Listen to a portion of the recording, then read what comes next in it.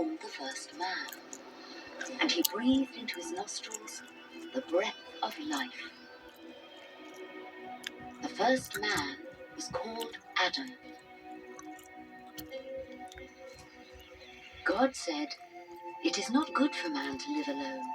I will make a suitable companion to help him."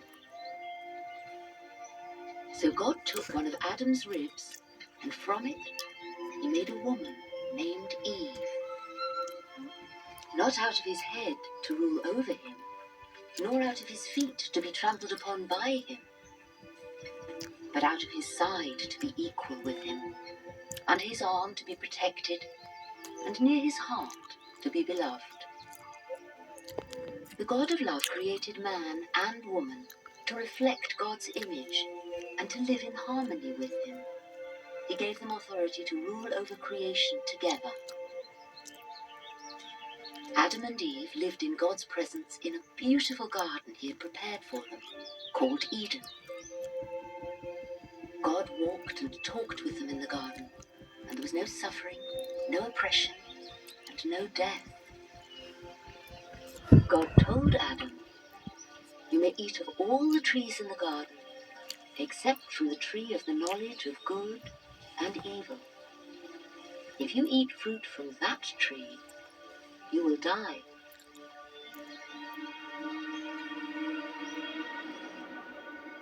But one day, Satan tempted Eve.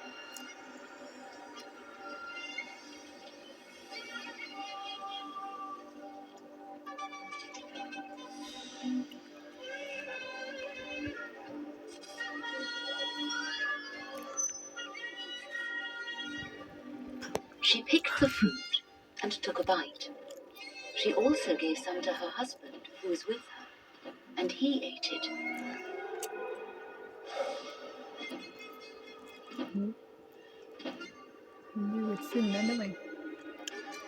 Adam and Eve's shameful act of disobedience destroyed the harmony of the garden, the harmony between the man and the woman, and the harmony between them and God. The man was cursed to a life of painful toil, and the woman to increased hardship in childbirth and to be ruled over by her husband. But God also gave a promise that someday the seed of the woman, her own offspring, would crush the snake's head. In the Holy Scriptures, God the Compassionate speaks of a plan to restore harmony and honor to his creation. He revealed part of this plan to the prophet Abraham. Abraham trusted and honored God, and God promised to bless Abraham and to bless people of all nations through him.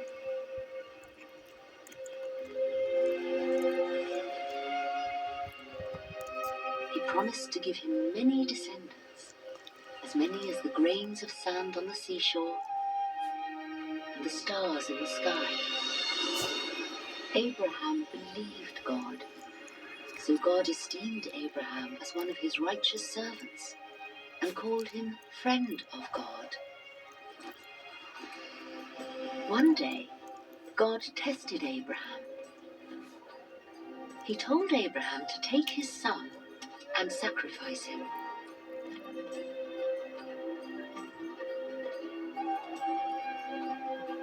Abraham knew that it was through this son God had promised to give him many descendants and bless all nations.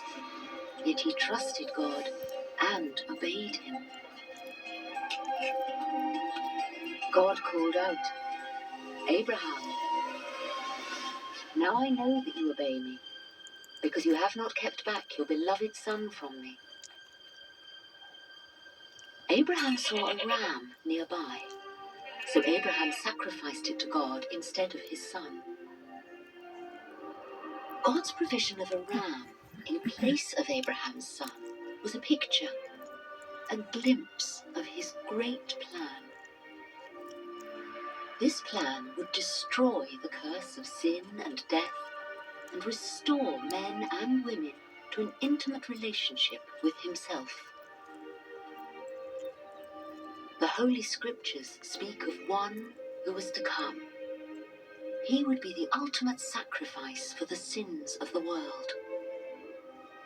The prophets called this person the Messiah. His coming would bring great blessing, for he would be a savior, a prophet, and a king. Isaiah described what the Messiah would do when he came. The Lord's anointed will bring good news to the poor, heal the brokenhearted, announce release to captives, and freedom to those in prison, and proclaim that the time has come when the Lord will save his people. A teacher walked this earth whose name was Jesus.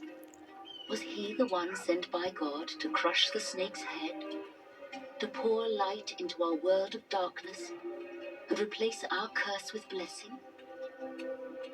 Could he be the promised Messiah? Could he redeem someone who feels afraid, or ashamed, or unimportant?